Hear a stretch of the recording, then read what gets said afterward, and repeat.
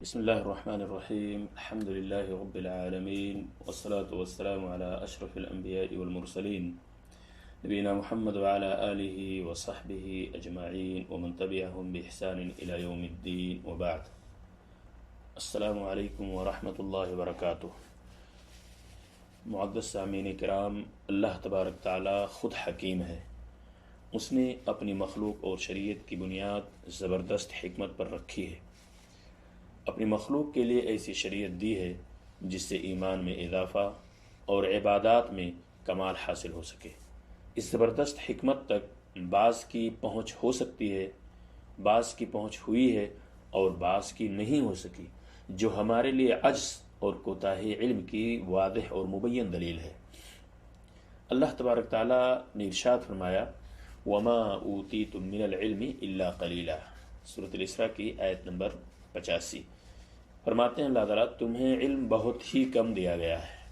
اللہ تعالیٰ نے عبادتوں کی مشروعیت اور معاملات کو منظم محض اپنے خالص بندوں اور نفس پرستوں کے مابین تمیز و آزمائش کے لیے کیا ہے.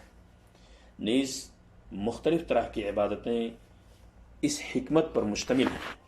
اللہ تعالیٰ نے فرمایا وَلِيُمَحِّصَ اللَّهُ الَّذِينَ آمَنُوا، سورۃ آل عمران آیت نمبر 141، اور تاکہ اللہ تعالیٰ مومنوں کی چھٹائی کر سکے، یہ پتہ لگا سکے کہ روزہ کی ان متعدد حکمتوں میں سے جب یہ ساری چیزیں آپ نے سمجھ لی کہ یہ اللہ تبارک تعالیٰ نے ایک آزمائش اور پتہ لگانے کے لیے چھٹائی کے لیے کیا ہے، تو ابھی ہم یہ چاہتے ہیں کہ آپ کو روزہ کی ان متعدد حکمتوں میں سے کچھ حکمتیں آپ تک پہنچا سکیں جنہیں ہمیں سے بعد نے سمجھا اور بعد نے نہیں سمجھا. اور جو آپ تک یہ حکمتیں پہنچائی جا رہی ہیں، اس کے علاوہ بہت ساری حکمتیں ہیں جسے آپ سمجھ سکتے ہیں اور اس پر عمل کر سکتے ہیں. سامعین کرام، روزہ کی حکمتوں میں سے روزہ کی ایک حکمت یہ ہے کہ یہ ایک ایسی عبادت ہے جس میں بندہ اپنی دنیاوی لذتوں کو مخصوص وقت میں چھوڑ کر قربت الہی حاصل کرتا ہے، جو بندے کی ایمانی صداقت، کمال عبودیت اور گہری محبت کی علامت ہے. کیونکہ انسان محبوب چیز کو کسی اہم ترین چیز کے ملنے پر ہی چھوڑتا ہے. بہت سے ایسے مسلمان ہیں کہ انہیں بلا عذر رمضان کا روزہ، صرف ایک روزہ توڑنے کے لیے اگر مارا جائے، پیٹا جائے یا قید بامشقت کی سزا دی جائے، قید میں ڈال دیا جائے، پھر بھی وہ افطار کرنے پر رضامند نہیں ہوتے ہیں، کیونکہ اس کی مٹھاس کو وہ سمجھتے ہیں، اسی لیے ایسا کرتے ہیں. سامعین کرام، روزہ کی حکمتوں میں سے ایک حکمت یہ بھی ہے کہ روزہ سے انسان کے دل میں اللہ کا خوف پیدا ہوتا. فرمایا گیا، اللہ تعالیٰ نے قرآن مجید کی سورۃ البقرہ کی آیت نمبر 183 کے اندر فرمایا یا ایھا الذین آمنوا کتب علیکم الصیام کما کتب علی الذین من قبلکم لعلکم تتقون، اے مومنو تم پر روزہ فرض کیا گیا ہے تاکہ جیسا کہ تم سے پہلے لوگوں پر فرض کیا گیا تھا. کیوں؟ تاکہ تمہارے اندر تقوی پیدا ہو جائے، متقی بن جاؤ.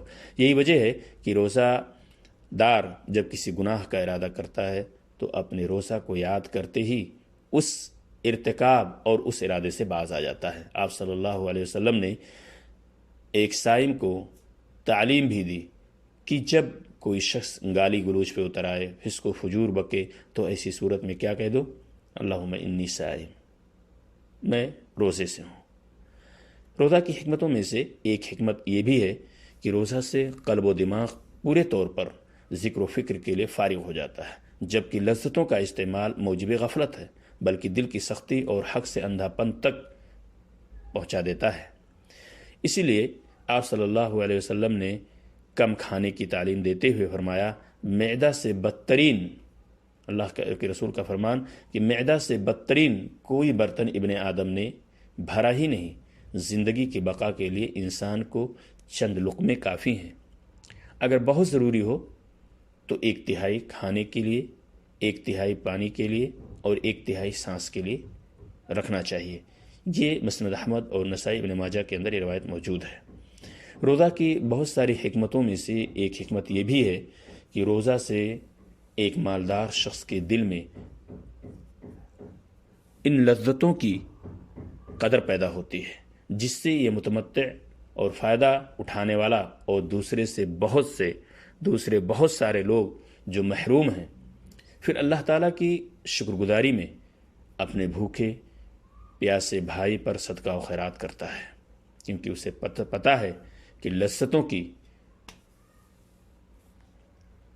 دل سے ان لذتوں کی قدر پیدا ہوتی ہے۔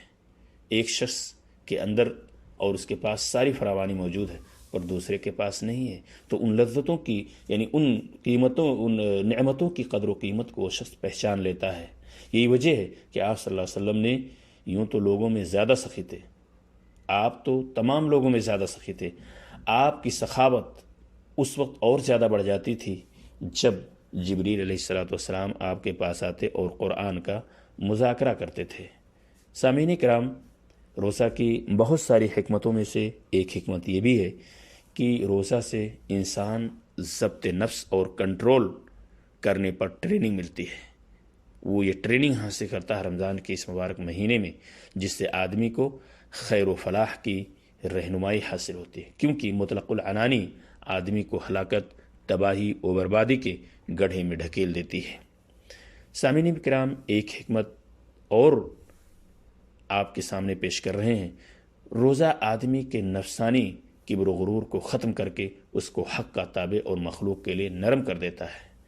اسی طرح روزہ کی حکمتوں میں سے یہ بھی ہے کہ روزہ کی حالت میں بھوک و پیاس کی وجہ سے خون کا دوران کم ہو جاتا ہے، جسم کے اندر سستی آ جاتی ہے، جس سے انسانی بدن میں شیطان کی دوڑ بھی کم ہو جاتی ہے، جبکہ شیطان انسانی جسم میں خون کے مانند دوڑتا ہے۔ یہی سبب ہے کہ آپ صلی اللہ علیہ وسلم نے فرمایا، اے جوانوں، یا معشر الشباب، من استطاع منکم الباء فلیتزوج، تم میں جو شخص قوت مردانگی کی طاقت رکھتا ہو شادی کر لے، فإنہ اغض للبصر واحسن للفرج، کیونکہ یہ آدمی کی نگاہ کو پست کر دیتا ہے اور شرمگاہ کی حفاظت کرتا ہے۔ تو جو شخص طاقت نہ رکھتا ہو وہ روزہ، ومن لم یستطع فعلیہ بالصوم، کیوں؟ جو شخص اس کی طاقت نہ رکھتا اس کو چاہیے کہ روزہ رکھے، اس لیے کہ روزہ رکھنے سے انسان کے جسم کے اندر خون کے دوران کم ہو جاتے ہیں، جسم کے اعضاء ڈھیلے پڑ جاتے ہیں، کیونکہ روزہ شہوت کی حدت کو کم کر دیتا ہے۔ روزے کا حکم ہے اللہ کے رسول نے فإنہ لہ وجاء، اس کی وجہ جو بتلائی، اس لیے کہ یہ روزہ جو ہے شہوت کی حدت اور تیزی کو کم کر دیتا ہے۔ یہ روایت بخاری اور مسلم کے اندر موجود ہے۔ ایک آخری حکمت آپ کے سامنے، روزہ کی بہت ساری حکمتوں میں سے ایک آخری حکمت ذکر کر کے اپنی بات کو ختم کرتا ہوں۔ روزہ کم خوری اور ایک مخصوص وقفہ میں آلات ہاضمہ کو راحت پہنچانے پر جو جس سے جسمانی صحت ممکن ہو سکتی ہے حاصل ہوتی ہے، اور جسم کے لیے نقصان دہ رطوبات کا خاتمہ کر دیتا ہے۔ تو روزہ سے بہت سارے جسمانی فوائد بھی ہیں، صحت و تندرستی اور طبی نقطۂ نظر سے اگر دیکھا جائے تو بہت سارے فوائد روزہ سے ملتے ہیں، اور یہ ساری حکمتیں جو آپ کے سامنے پیش کی گئی ہیں یہ بس انہی حکمتوں پر یہ منحصر نہیں ہے، یہ تو وہ حکمتیں ہیں جسے عقل قلیل آپ کے سامنے پیش کیا گیا ہے۔ بہت ساری حکمتیں ہیں جن تک ہم پہنچ نہیں پائے ہیں، اور بہت ساری ایسی حکمتیں ہیں جن کا اس چھوٹے سے وقت میں تذکرہ کرنا ناممکن ہے۔ اللہ تبارک تعالیٰ سے دعا ہے کہ اللہ تعالیٰ ہمارے والدین اور تمام مسلمانوں کی مغفرت فرمائے، دنیوی و آخری سعادتوں سے ہمیں اور آپ اور تمام روزہ داروں کو نوازے، آمین۔ السلام علیکم ورحمۃ اللہ وبرکاتہ۔